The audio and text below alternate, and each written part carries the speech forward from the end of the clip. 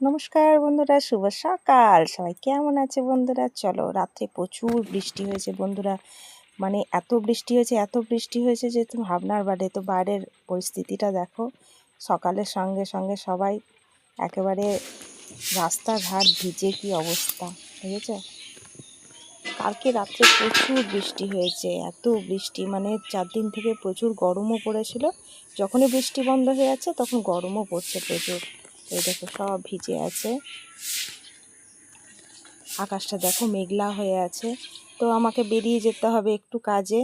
আর তো দেখো আমি চলে এসেছি। তো দেখো বন্ধুরা, আকাশটা শুধু একবার দেখো, অসাধারণ লাগছে। শরতের আকাশ, যেন দেখে মনে হচ্ছে মা আসছেন। ঠিক বলছি না বলো বন্ধুরা? এইসব আকাশ দেখলে মনে হবে সত্যি মা আসছেন, মা দেবী দুর্গা সেজে আসছেন। দেখো পাশে সব কাশফুলগুলো সবে মাত্র ফুটেছে, কেননা এবার পুজো তাড়াতাড়ি, কাশফুলগুলো একটু তাড়াতাড়িই হবে, তবে অল্প। তো আমি কাজ সেরে বাড়ি চলে এসেছি। তার জন্য রান্নাটা করে নিয়েছি, সয়াবিন আলু পটল দিয়ে একটা গা মাখা মাখা তরকারি। আর করব এখন আমি, ভাত ফুটছে। আর আজকে পনির নিয়ে এসেছি, পনির করব। তো পনিরটা কেটে নিয়েছি। আর মশলা বলতে টমেটো, আদা, আর একটু এটা আছে তিল, জিরে, লঙ্কা সব দিয়ে একবার একটা পেস্ট তৈরি করে নেব।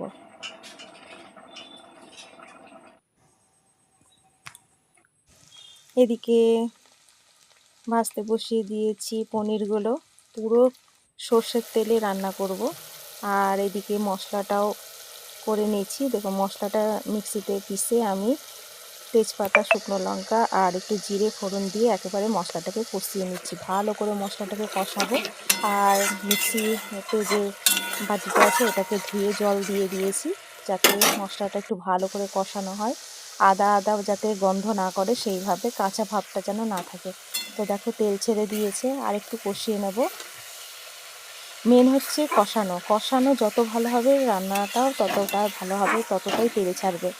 এইভাবে রান্না করতে হয়। এই দেখো কি সুন্দর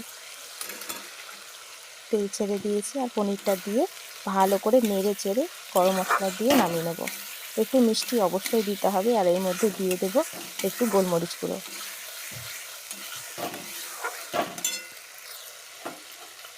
কি সুন্দর কালারটা এসেছে না? আর একটু সামান্য,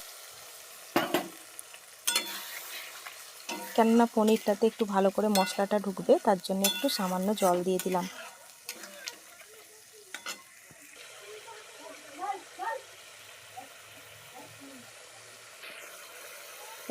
এই তরকারিটা গরম গরম ভাতে বা পরোটার সঙ্গে বা রুটির সঙ্গে বলুন খুব ভালো লাগে। পোলাওয়ের সঙ্গে তো আরও ভালো লাগবে।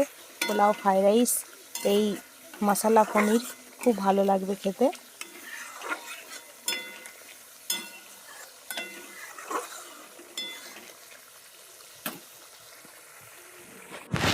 আমার রান্না তো কমপ্লিট, সব খাওয়া দাওয়া হয়ে গেছে। এবার আমি খাবার নিয়ে বসে পড়েছি। এই দেখো সব কিছু আমি একটু একটু করে সাজিয়ে নিই, কেন থালা সাজিয়ে খেতে বসতে আমার খুব ভালো লাগে। তার জন্য আমি সবার লাস্টে সুস্থভাবে খাই। আর লঙ্কা আছে, আমার সব থেকে প্রিয় জিনিস। তো আজকে লঙ্কাটা ভেজে নিয়েছি বেসন দিয়ে, কারণ একটু বেগনি করেছিলাম। আজকে খাবো সয়াবিন আলু দিয়ে। বন্ধুরা, আমার মতন অবশ্যই এরকমভাবে খাবে, খেয়ে দেখবে শুধু কেমন লাগে।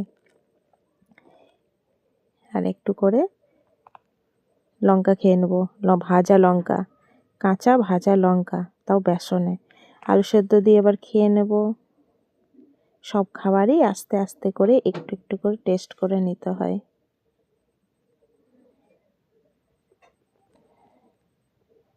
কেমন হয়েছে বন্ধুরা? কেমন লাগছে আমার খাবার? অবশ্যই কমেন্ট করে জানিও বন্ধুরা। চলো এবার নিব একটু ডালটা বলছিল খেতে খুব সুন্দর হয়েছে। তো আমি খেয়ে দেখি তো কেমন হয়েছে। আর এটা হচ্ছে মটরের ডাল। তো মটরের ডাল খেতে খুব ভালো লাগে। এর মধ্যে যদি একটু আমচুর ফেলে দেওয়া হয় তাহলে আরও ভালো লাগবে।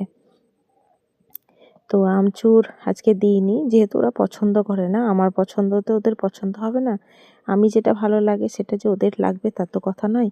তাই জন্য আমি প্লেন আজ ডাল করে নিয়েছি। ডালটা সত্যি খেতে ভালো হয়েছে, কিন্তু লঙ্কাটা প্রচুর ঝাল ছিল, যার জন্য আমি মানে ভালো করে খাবার খেতে পারছি না, এত ঝাল ছিল লঙ্কাটা। আমি খেতে ভালোবাসি লঙ্কা, কিন্তু প্রচুর ঝাল হয়ে গেলে খেতে পারা যায় না, জানো তো বন্ধুরা।